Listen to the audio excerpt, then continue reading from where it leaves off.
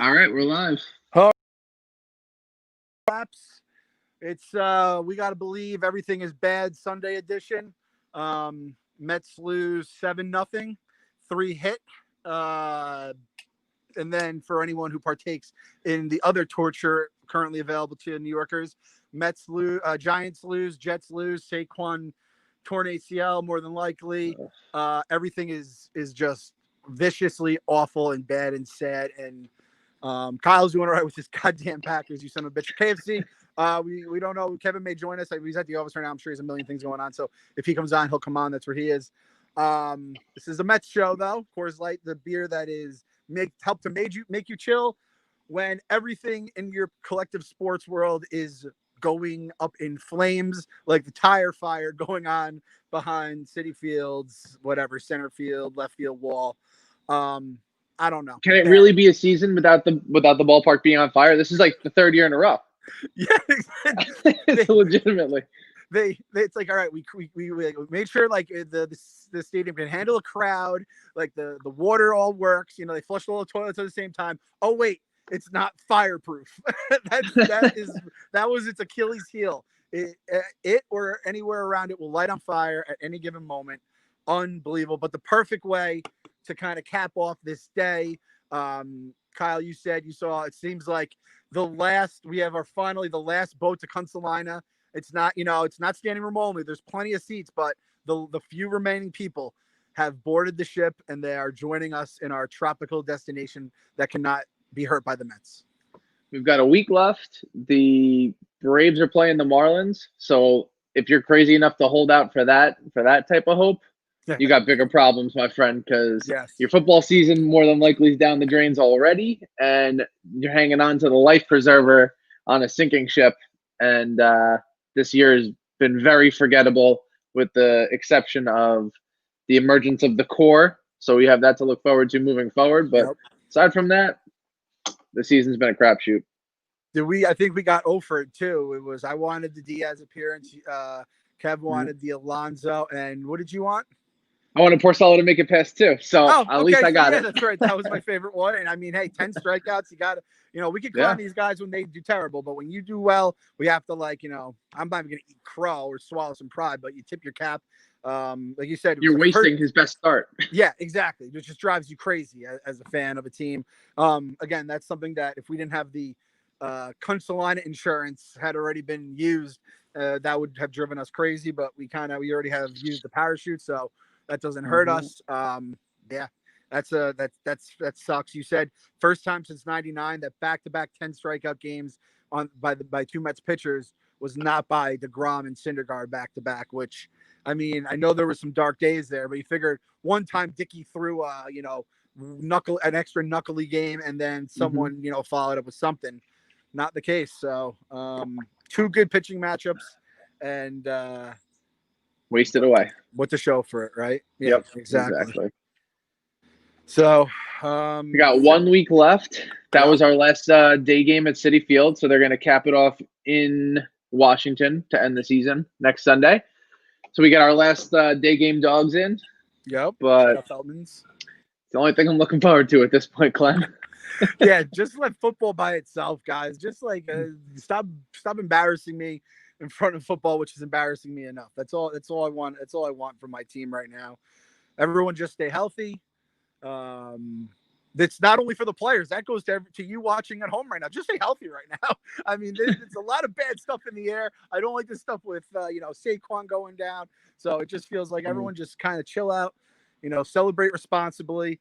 And hey, there's only a week left. They can only hurt us so much on the week left. I'm sure they have some tricks up their sleeve. They might try to light our houses on fire next. Apparently, that's like what the Mets are doing now. They're just like a teenage kid that got a book of matches for the first time. Just set me free. Just set me free from this shit. I've got to watch the fucking goddamn Jets while the Mets get blanked and pretend that we're in some sort of pennant race playoff push that's not fucking real in the first place. I can't do it anymore. I don't want to do it anymore. I just want to be set free. I just want to Men in Black myself. I just want to just take it out of my brain. I don't want to be a sports fan anymore. I can't do this. I You had can't, a rough Clem. day. And it's not great for the Gypsies either. It's not like you can just be like, oh, I got the Giants. It's not. How about that stat the other day that you guys have the worst record in the league over the last like 3 years, including the Browns, who once went 0-16 in that span? It's crazy how bad it is for all of us, Clem. It's terrible to be from the city. Kevin, we don't talk about that stat. That stat is evil. That stat is evil. If you have All right, how this about this? season, Let's do kind of like a marry, fuck, kill. Yeah. Which of your teams, not based on just like your heart, because I think Giants is like your what's your number one team? No, it's not. I mean, the Knicks? NFL's my number one sport in terms of following, but the Giants are last out of the three. It's Mets and Knicks. It's been so long since I remember the Knicks being like a real team, though. I couldn't even tell you. But what if I offered you right now a Mets World Series or a Knicks championship? I don't think I've ever done this with you. I mean, yeah. I mean, honestly, it's probably the Mets because you go through so much in baseball that like I have 162 daggers in me every year where I just get 82 with the Knicks. And they're so bad for so long, so early. The Knicks don't drag it out. They just kill you pretty quickly. Just know. Yeah. And then you get the embarrassing shit at the end of the year like the Mets. But the Mets, sometimes drag it out and then gut you. So I think I got to do I got to be the. So it's not you're thinking practically. It's not even about what you want. It's about what will minimize the pain. Yes. Like I had 7 months of pain with the Mets that I could erase. I feel you. But let's go right now. Boy, this is an exercise in depth for you right now, Clem. Over the last, let's say, 3 years, Mets, Knicks, Giants. I mean, those are the 3 worst stretches like ever. The Giants have been the worst team in football. The Knicks, I would imagine, maybe not down to like literal winning percentage, but in terms of overall fiasco, they're the worst team in basketball. And the Mets, who, I mean, the fact that the Mets over the last 3 years are the best of that bunch is fucking insanity. With 0 playoff appearances and nothing, and countless embarrassing moments. I honestly, and it's my job to just blog. Like if I wasn't working here, I could like kind of like at least unwind a little, or I might have like tuned it back. But you have to cover it. You have to find spin zone shit, and like I had Odell. I lost Odell. I had Porzingis. I lost Porzingis. And, those trades end up, at least the Odell trade doesn't look as bad now. But it's like you just get those things just taken from you, and then you just do nothing but lose. You lose Saquon, which, I mean, Saquon's just like, so what's the word on that? He looked like, I mean, he couldn't. Oh, no. He had to get carried off. Yeah. So I was telling Kyle, as I was, I went on Twitter, like, during that last kind of push to the end zone to end the game, I see as it's like 3 plays left, Adam Schefter pops up, more than likely torn ACL. They're going to do additional tests tomorrow. Oh, no. I didn't know it was bad. Oh, shit. Oh, yeah. Oh, I thought it was ACL the minute it happened. I was like, oh, that is so. But like Odell had those like moments so many times where it's like, oh my God, he's like dead. They have to amputate his leg and he'd be back like a month later. Yeah, but that's because he's got like 140 pounds of weight on his legs. Yeah, Saquon is a different story, man. Holy shit. I didn't know it was bad like that. So even when it seems impossible, things get worse for the New York Giants. Today, aside from at the very end there, where Sam threw a touchdown like in the middle of the field to Braxton Berrios, the Jets did literally nothing good today. There was not one good moment until that fucking touchdown. I've never seen it. Every time they had a completion or anything good, it was called back. It was bad penalties. It was. I've never seen a game, and I've seen some shitty games. There was literally not one good thing to mention. You had to know that right from the kickoff, right? Yeah, I mean, I know these things ahead of time almost, but that was particularly ugly when it was like Sam Darnold puts a perfect ball in place, they drop it. They finally catch one, it's called back. They go for it in fourth, they get stuffed. It was just like unbelievably bad. And so I'll give you a little sneak peek coming out today. Goddamn Jets. This is my acting debut. Today's premise is that I've been in a coma for 2 years, and I came out of the coma, and I've got to learn everything about the Jets. Because if you think about it, my owner became an ambassador to Great Britain, and his brother now owns the team.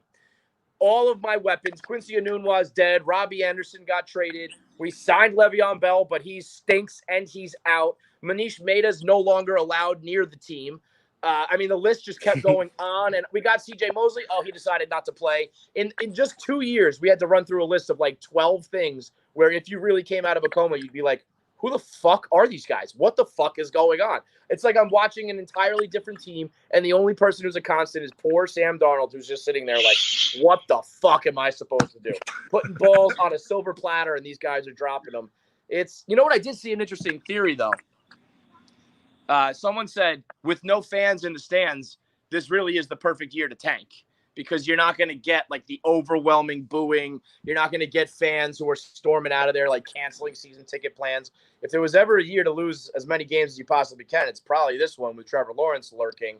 But I don't know. It's probably a little too conspiracy theory-ish. But, I mean, what would you do, Clem, if you got – would you just bail on the Daniel Jones experiment? Would you bail on the Sam Darnold experiment and just be like, you got to go with Trevor Lawrence? I've gotten this question a bunch, and it's only going to get worse and worse. Yeah, I mean, it's going to become a real possibility, bro. It's going to be a real possibility. Yeah, I mean, I don't know. It sounds like Lawrence. It's like Manning, Luck, Lawrence is basically the three.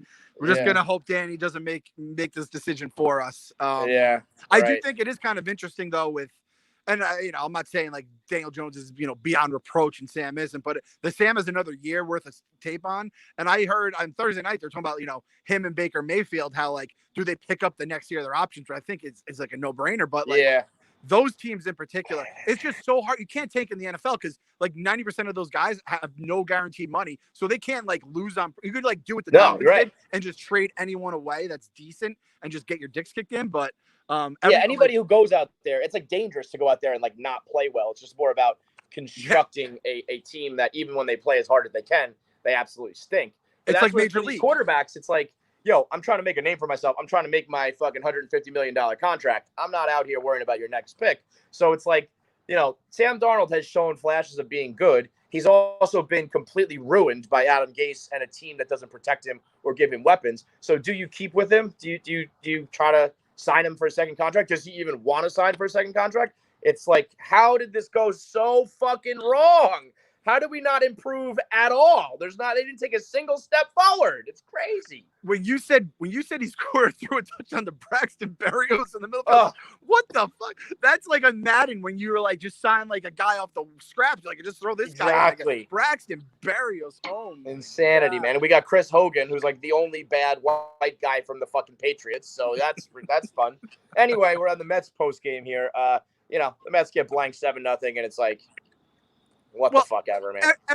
Everything you just said about the Jets, you could just say about the Mets. Like, you go like, how do we have this young asset that we've just squandered? It's like, that's like Jacob DeGrom. He's like Sam Darnold. It's like, he's just going to go through his career. Like, how the fuck did we have that 1 year with Jake in 2015? And then we've just done nothing with him ever since. We haven't figured out a way to get anything around him that needs to be a consistent contender. And we saw it again today. I mean, Pretty Ricky was dealing but Ronald Acuna was dealing a little bit more at the end of the day. The wheels came off on that one.